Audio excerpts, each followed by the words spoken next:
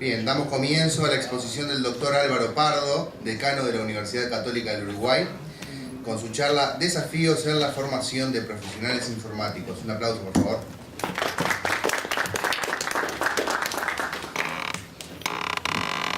Bueno, ¿ahí se escucha bien? Sí.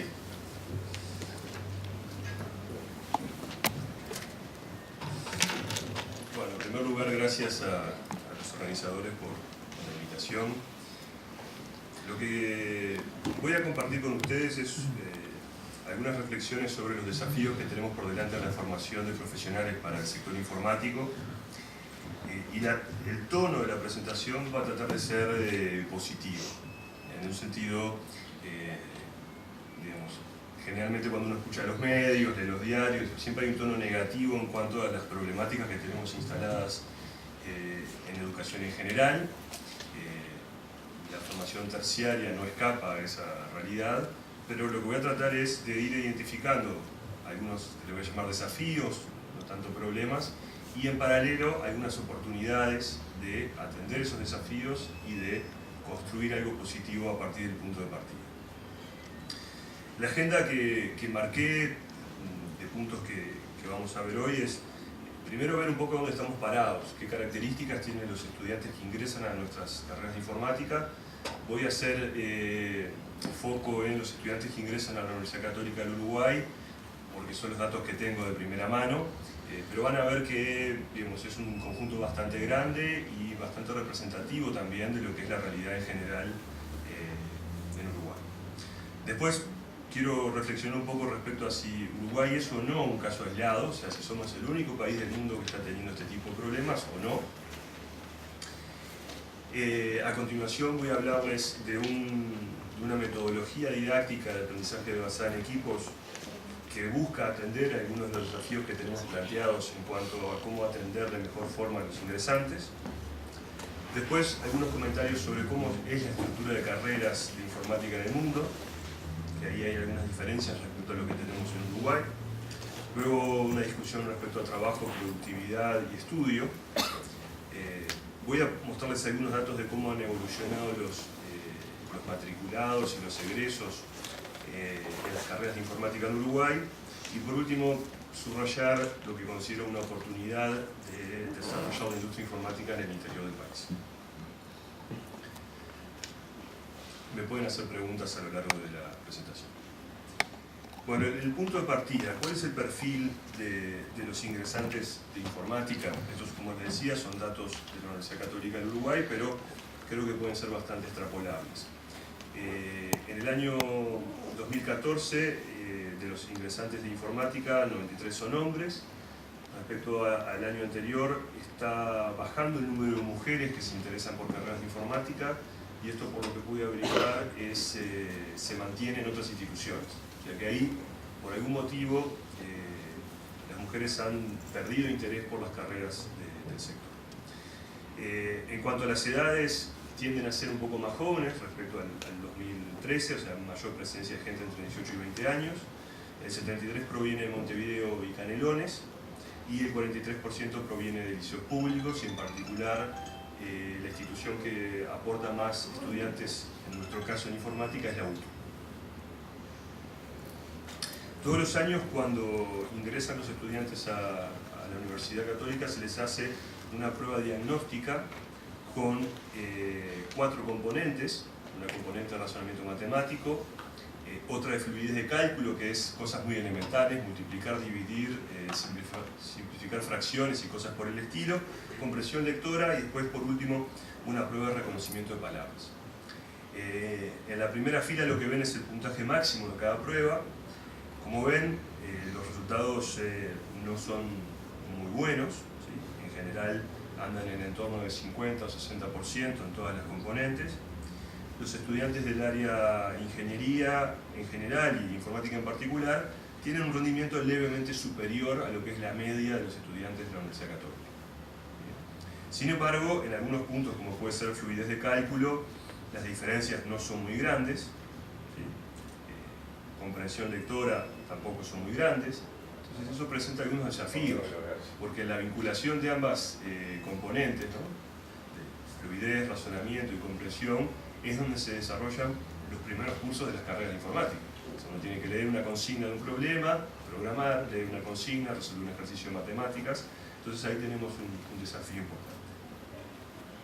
Esto es al ingreso. Esto es lo que pasa durante el transcurso de las carreras. Esto es una medida de lo que se denomina el logro académico, que es cuántos estudiantes logran culminar sus carreras en un 150% del tiempo estipulado. ¿Sí? O sea, en vez de en 5, en 7 años y medio. Como ven, los resultados no son muy buenos. Esto también es común a otras instituciones. El porcentaje de estudiantes que se gradúan en tiempo y forma es poco. En nuestro caso, considerando el 150%, si bien hemos venido mejorando desde el año 2012 con algunas medidas que hemos tomado para acelerar que los estudiantes culminen sus carreras, seguramente el año 2014 culmine con un 30%. O sea que menos de un tercio de los estudiantes logran culminar su formación en un 150% del tiempo estipulado. Bueno, algunas conclusiones del punto de partida. Es cierto que los estudiantes ingresan con menores conocimientos respecto a lo que pasaba hace algunos años atrás. Eso, por ejemplo, mirando la prueba diagnóstica. Pero es más importante aún ver que están ingresando a la universidad con algunas carencias actitudinales y de competencias. Nos hemos enfrentado a que los estudiantes no siempre saben cómo abordar el estudio, no tienen competencias de trabajo en equipo, de organización del tiempo, o sea, cosas bastante elementales que se han perdido y es necesario retomar al ingreso a la universidad para que el estudiante pueda avanzar correctamente.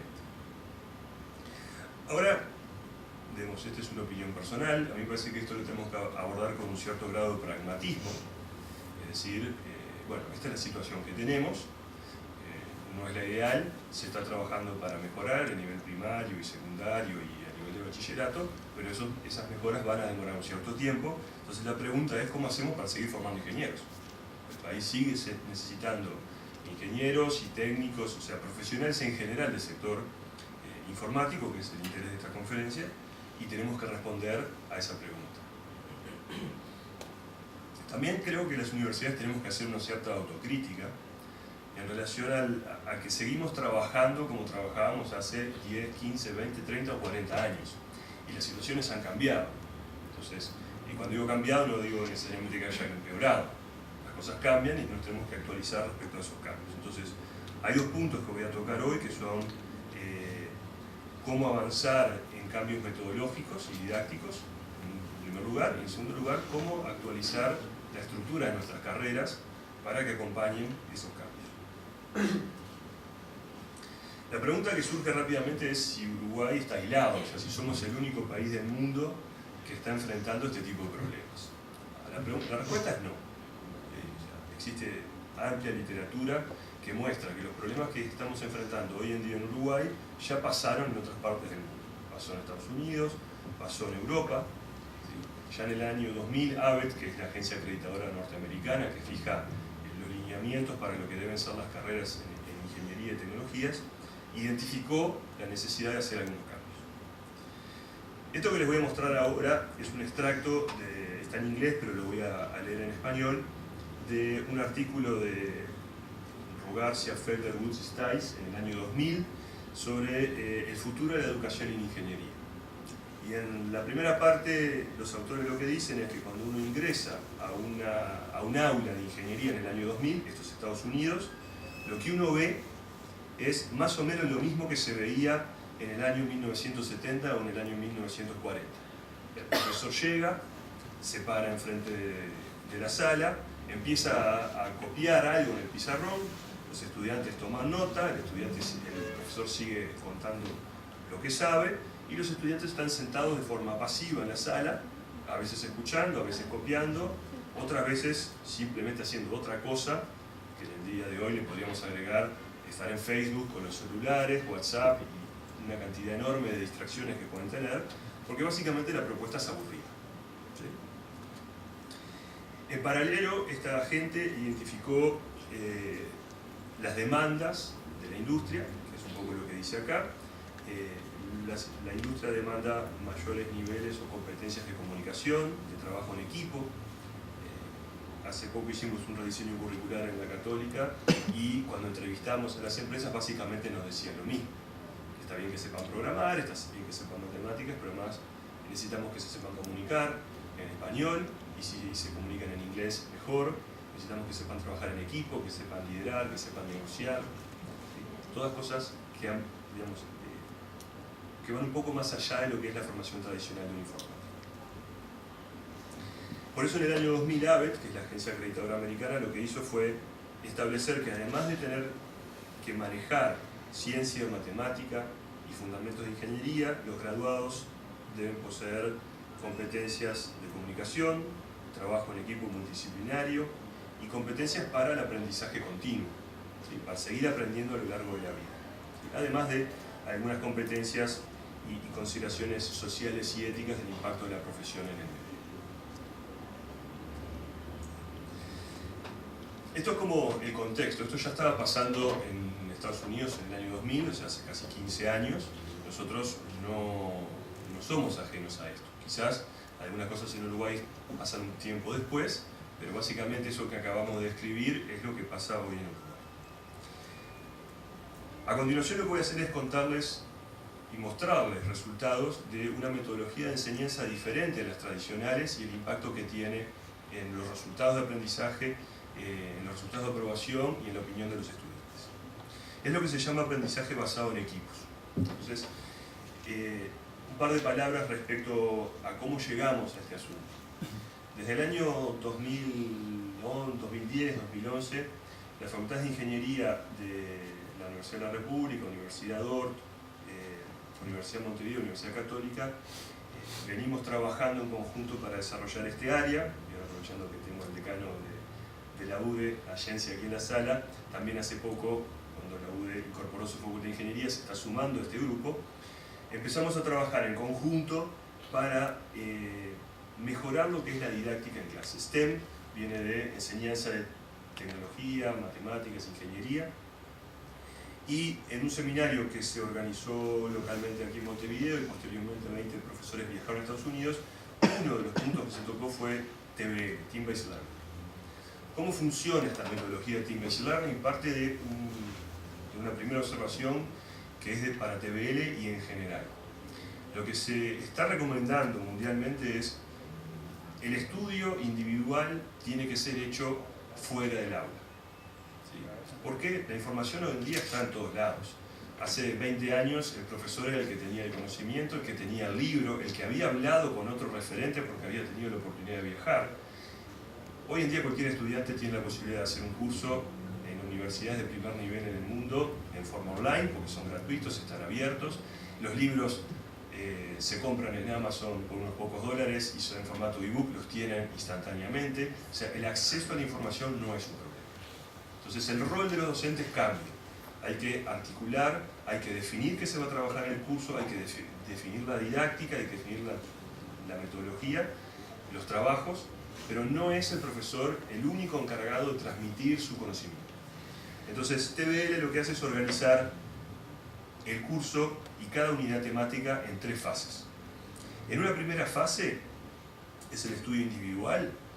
Lo que el docente hace es seleccionar los materiales de estudio y marcar con claridad qué es lo que el estudiante tiene que preparar antes de la unidad.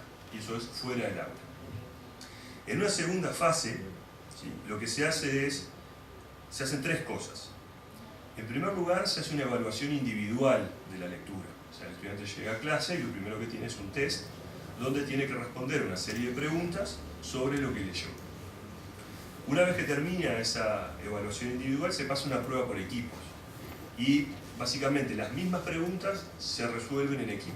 Entonces hay que dialogar con el equipo y ponerse de acuerdo a ver cuál era la respuesta correcta, o sea, cuál de las respuestas que se están poniendo en ese caso es la correcta, y ir respondiendo.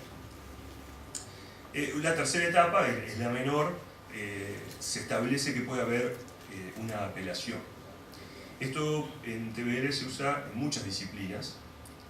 Quizás en nuestro caso el tema de la apelación no es crítico, o sea, el ejercicio de matemáticas está bien o mal, el algoritmo está bien o mal, pero imagínense que en un caso de medicina pueden haber otro tipo de consideraciones. Entonces uno a veces puede apelar, bueno, yo Respondí eso porque en base a la información que el docente nos dio sobre este caso clínico, la conclusión es esta. Ahora el docente me dice que estoy equivocado, pero yo puedo apelar diciendo que, bueno, de acuerdo a tal o cual consideración, mi hipótesis también era válida. Pero bueno, existe la posibilidad de apelación. Y por último, esa fase 2 cierra con una realimentación por parte de los docentes. Los docentes lo que hacen es, en función de los resultados de las pruebas, identifican temas que seguramente no quedaron claros y se discuten en clase para aclararlos. Ahí hay una realimentación. Por último, se pasa a una fase de trabajo en equipos, una parte práctica. Los cursos en los cuales desarrollamos esta metodología son de programación, inteligencia artificial, teoría de la computación y compiladores, o sea, tiene una componente de programación, pero lo que sí hay es una componente de aplicación de los conocimientos en equipos. ¿Sí? Y ahí se completan las 3 fases de TBL. Algunos resultados, y puse únicamente 2 fotos. Un primer punto es que los docentes quieren cambiar. La experiencia que tuvimos en la Universidad Católica es que fue el curso de capacitación para docentes más popular en el 2013. Más de 100 profesores asistieron al curso de capacitación. Algo similar ha ocurrido en otras universidades que están trabajando en esta línea. En la Universidad de Dordt están trabajando en esta línea. Datos que tengo de primera mano, puede ser que se me escape alguno. La Facultad de Arquitectura de la Universidad de la República también está trabajando en esta línea y tienen algunos cursos matemáticos estructurados de esta forma. Entonces, para el docente es interesante ir por este camino. Y lo que aparece abajo, o sea, la foto de arriba es justamente el curso de docentes, la foto de abajo es un curso con estudiantes. Lo que uno ve en estos cursos es que la energía en el salón aumenta. Hay más ruido, hay más movimiento, los estudiantes festejan cuando responden bien, discuten con su equipo, ¿sí? No hay una situación pasiva, algo de lo que ustedes ven ahí todos apretados y mirando las computadoras, lo que demuestra es que se enganchan más en la propuesta del curso. Resultados de aprobación. Esto es interesante. Lo que aparece a la izquierda, de 2009 a 2012, son 7 cursos dictados con metodología tradicional. ¿Sí? El profesor expone, se toman una serie de pruebas y con un conjunto de parciales y exámenes se aprueba el curso. Lo que teníamos ahí es que en los últimos años había venido creciendo el porcentaje de reprobación y se había estabilizado en el orden de un 40%. Las siguientes 3 gráficas lo que muestran es 2012, el primer curso TBL, fue el curso piloto, la aprobación pasó a un 87% y un 13% de reprobación, y en las sesiones sucesivas, 2013 con 2 cursos y 2014 con un curso, bueno, en el orden de un 80 y poco por ciento de aprobación y en el orden de un 15% de reprobación. Eso es lo que tenemos. Cada curso son entre 35 y 40 alumnos, o sea que tenemos un número bastante amplio como para estar tranquilos que la estadística es razonable. Esto en relación a las notas, ¿sí? Como ven, obviamente al disminuir la cantidad de reprobados, los deficientes bajan, las notas se corren hacia la derecha, hacia notas de aprobación, y si ven, se concentran en 2 notas, bueno y bueno muy bueno. Eso tiene una explicación. Hay una cantidad muy importante de instancias de evaluación a lo largo del curso. Entonces, cuando uno evalúa en una única oportunidad, un examen, imaginemos un curso muy tradicional que solamente tiene un examen. Es básicamente todo o nada. ¿Sí? Y en ese todo o nada puede ir a favor del estudiante o en contra del estudiante.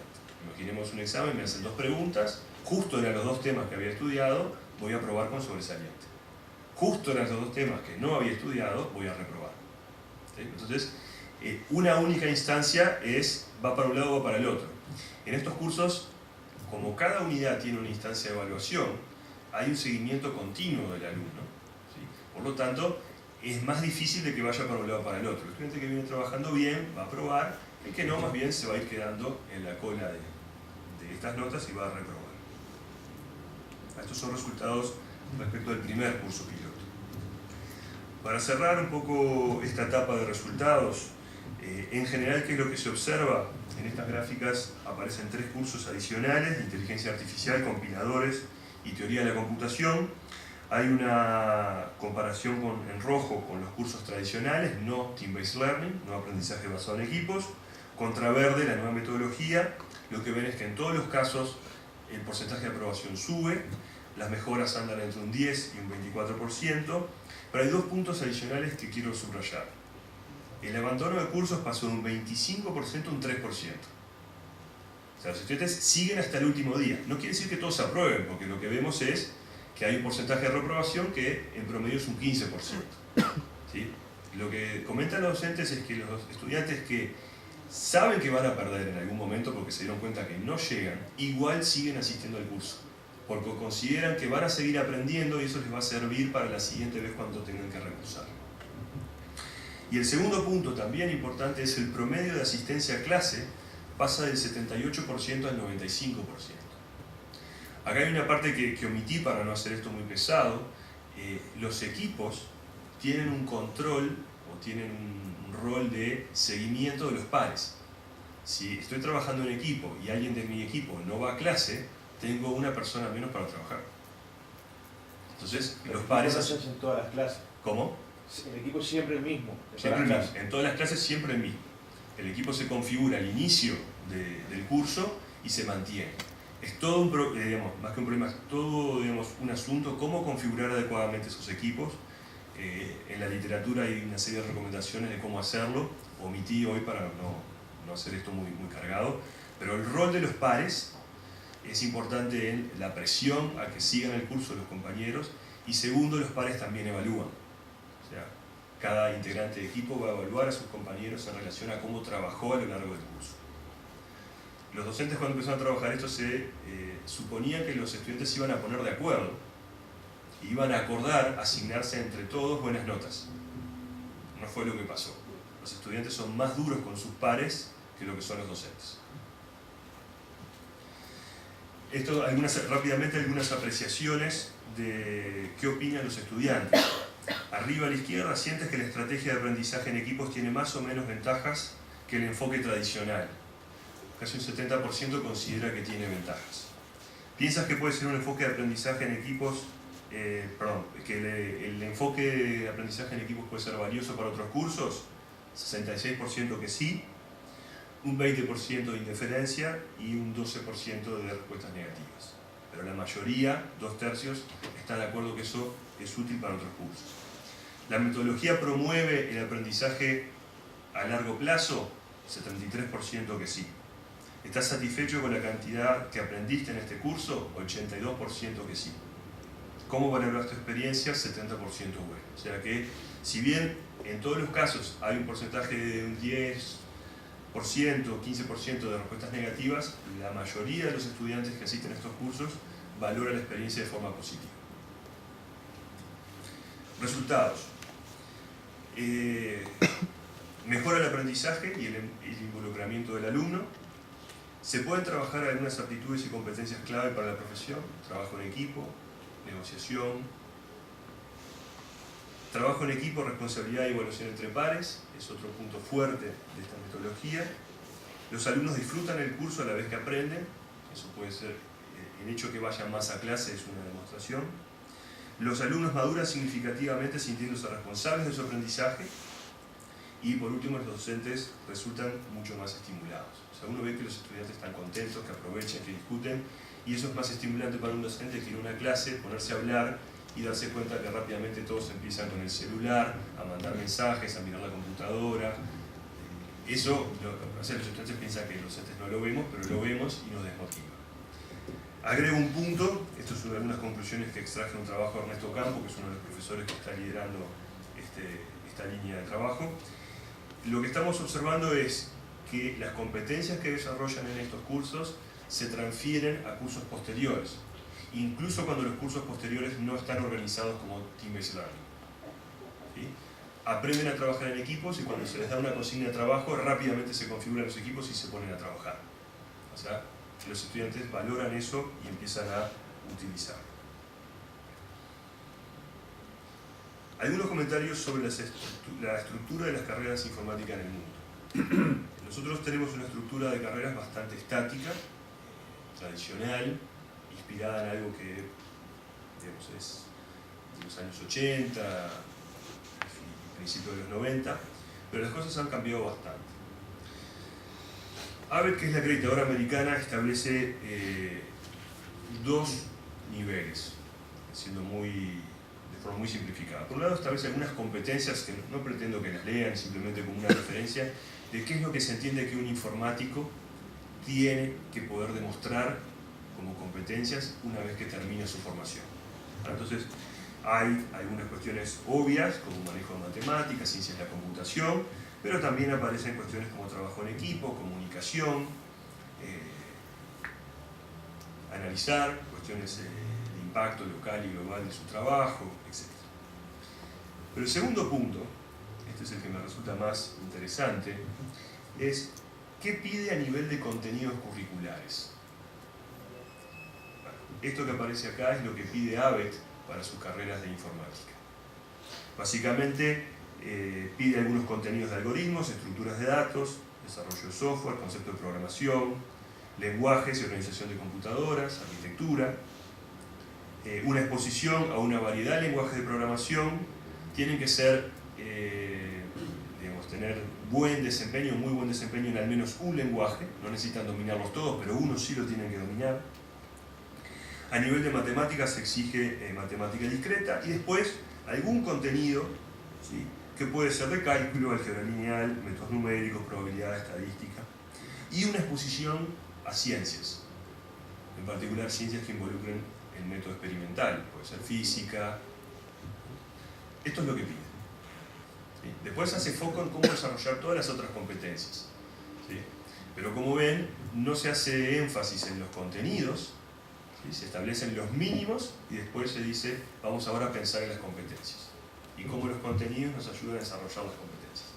Aquí a veces caemos en la tentación, y esto lo vivimos en la Católica cuando hicimos el rediseño curricular, a decir, no pueden egresar sin saber esto, y cuando queremos acordar no nos alcanzan los años de la carrera para cubrir todos los contenidos. Y sumo un punto adicional, en informática, todo lo que quisimos poner no va a existir cuando el estudiante egrese. ¿Sí? Todos ustedes seguramente trabajan en el sector informático, y la dinámica es tan rápida que lo que le enseñamos hoy, en 5 años, seguramente no esté. Acá va a cambiar la tecnología y van a aparecer cosas nuevas. Cloud computing no existía hace algunos años. Movilidad es un tema que no tiene 10 años. O sea, son cosas que de repente si lo hubiéramos puesto en una carrera, lo hubiéramos ahorrado. ¿Ah? Entonces, esta es una reflexión que quería hacer respecto a cómo formamos a los profesionales del sector informático. Bien, paso al siguiente punto. Trabajo, productividad, trabajo, estudio, productividad. Estos son datos de nuestros estudiantes en la Universidad Católica. Como ven, los separé ingeniería en informática, licenciatura en informática, una carrera de 5 y 4 años respectivamente, que son las dos que tenemos. Y abajo como referencia el promedio de la universidad. El número de estudiantes de informática que trabajan obviamente está creciendo, con esto no les digo ninguna novedad. En el caso de licenciatura en informática es un 90% en el año 2013. Aquí está desagregado en cuántas horas trabajan. Como ven, la mayoría de los estudiantes no solo trabajan, sino que trabajan más de 6 horas. Típicamente trabajan 8 horas.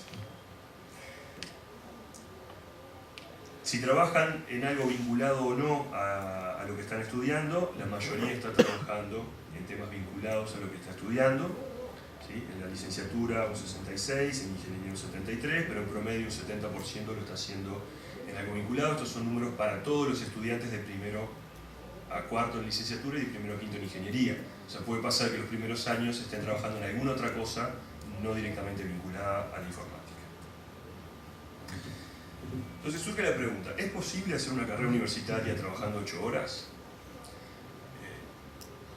Mi opinión es que no. ¿Sí? Que es muy difícil hacer una carrera universitaria trabajando 8 horas por día. No en los tiempos establecidos para hacer esas carreras. ¿Sí?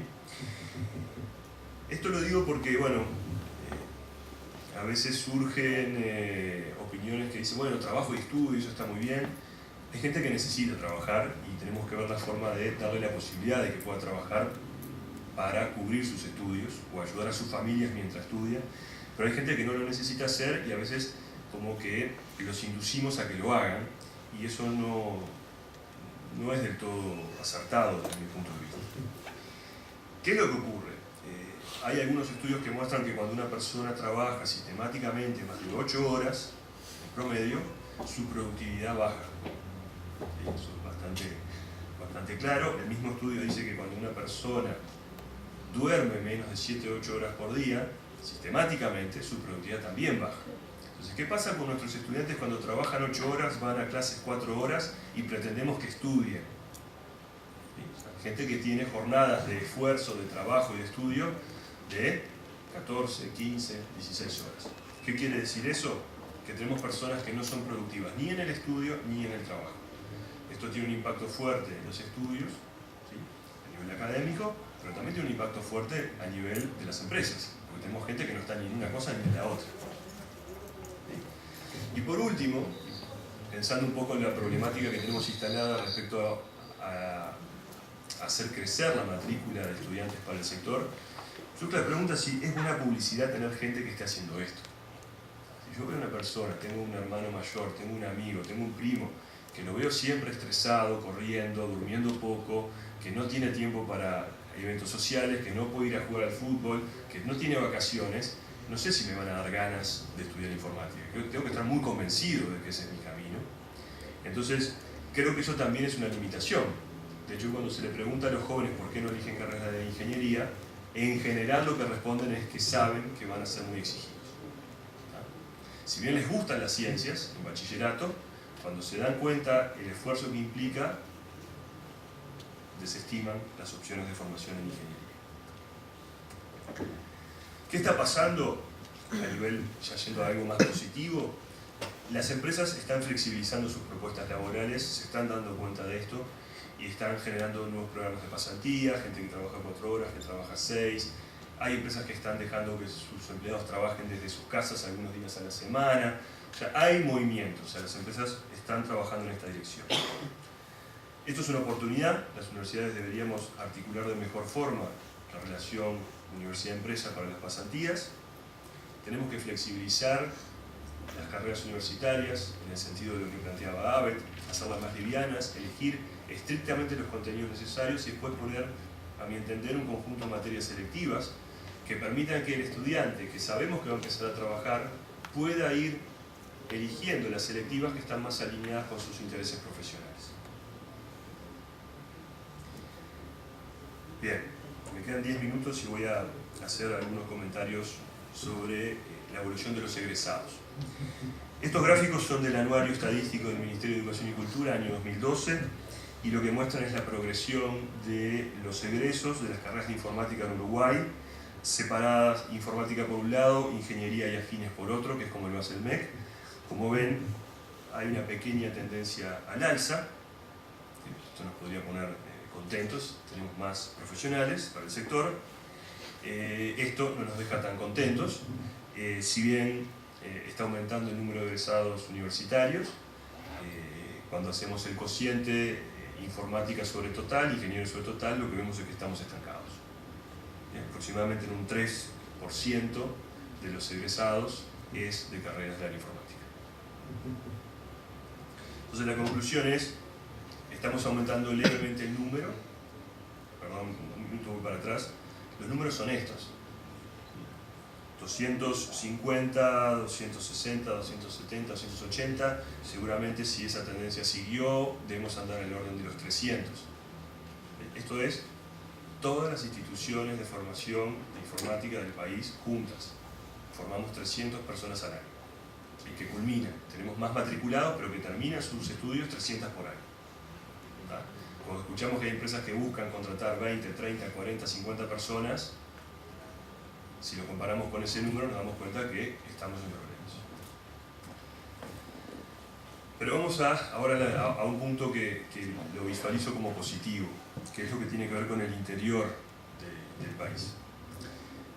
Elegí 3 ciudades del interior que en el anuario del MEC 2012 figuraban con los números más altos de estudiantes cursando carreras terciarias. Si hay alguno de otra ciudad donde está instalada, por ejemplo la Universidad de la República, con sus ciclos iniciales optativos, si no está acá, sepan disculpar, no. Lo que elegí fue el top 3.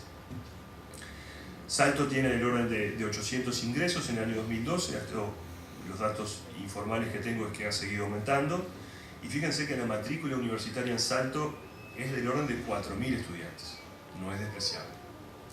Paysandú, cerca, en la región norte, 1.600 matriculados, 500 ingresos en el 2012, y Maldonado, un poco más atrás, 1.300 y 160 ingresos en el 2012.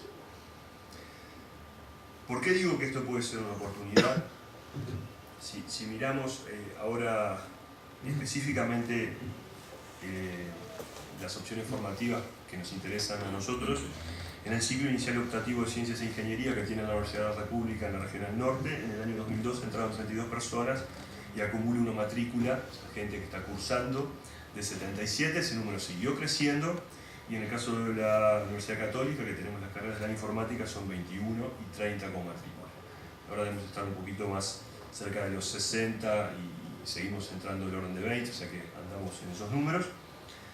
Eso quiere decir que en la región norte, Paysandú, Salto, se está consolidando un pequeño polo que cuando miramos cuestiones estadísticas, a diferencia de otros departamentos, hay un conjunto de jóvenes de 15 años, o sea, el porcentaje de jóvenes de 15 años en el sector educativo es mayor en Paysandú, en Salto, que en el resto del país. Eso es algo positivo, o sea, hay una masa de jóvenes en la región que pueden aspirar a carreras universitarias y sí, ojalá opten por carreras del sector ingeniería informática. Es una región con tradición industrial y universitaria, o sea, la Universidad de la República hace muchos años que está instalada en la región norte, con otras carreras, pero hace mucho tiempo que está, y eso es un punto a favor. Está Salto Grande, que es otro punto importante, y hay otros emprendimientos, y si bien está lejos, no está tan lejos, está a 5 horas de Montevideo.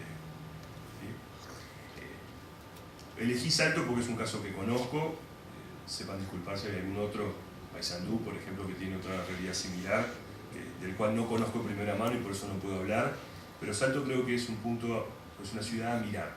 ¿Sí? Me parece que algunas cosas pueden llegar a moverse en el mediano plazo si hacemos las cosas bien, o sea, a nivel país.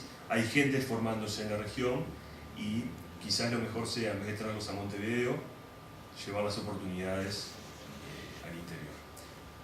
Les cuento que hay empresas, en particular de desarrollo de software, que están muy interesadas porque no están consiguiendo profesionales y técnicos en Montevideo y están mirando dónde se pueden instalar con pequeños equipos en el interior para poder capturar talento y seguir sus operaciones.